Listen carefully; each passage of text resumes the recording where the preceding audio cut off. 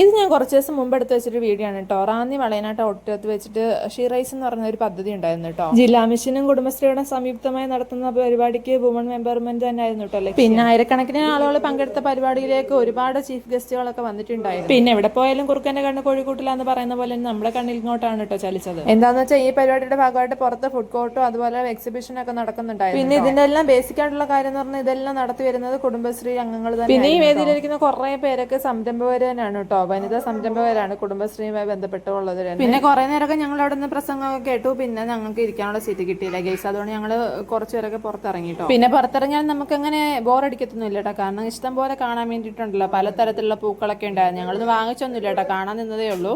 പിന്നെ കുറെ നമ്മൾ പറയില്ല ഉപ്പ് തൊട്ട് കർപ്പൂരം വരെയെന്ന്, അങ്ങനെ ഉപ്പ് തൊട്ട് കർപ്പൂരം വരെയും അവിടെ ഉണ്ടായിരുന്നു കേട്ടോ. ഒരു സാധനങ്ങൾ ഇല്ലാത്തതായിട്ട് ഒരു സാധനങ്ങളും ഉണ്ടായിരുന്നില്ല. പിന്നെ നമ്മൾ കേട്ടില്ലാത്ത കുറെ വെറൈറ്റി ഐറ്റംസ് ഉണ്ടായിരുന്നു കേട്ടോ എൻ്റെ കൂട്ടത്തിലൊക്കെ. പിന്നെ നല്ല വെയിലായതുകൊണ്ട് നല്ലപോലെ ഒന്ന് ക്ഷീണിച്ചതുകൊണ്ട് ഞങ്ങൾ പോയിട്ട് ഓരോ നാരങ്ങ വെള്ളമൊക്കെ കുടിച്ചിട്ടുണ്ടായിരുന്നു കേട്ടോ.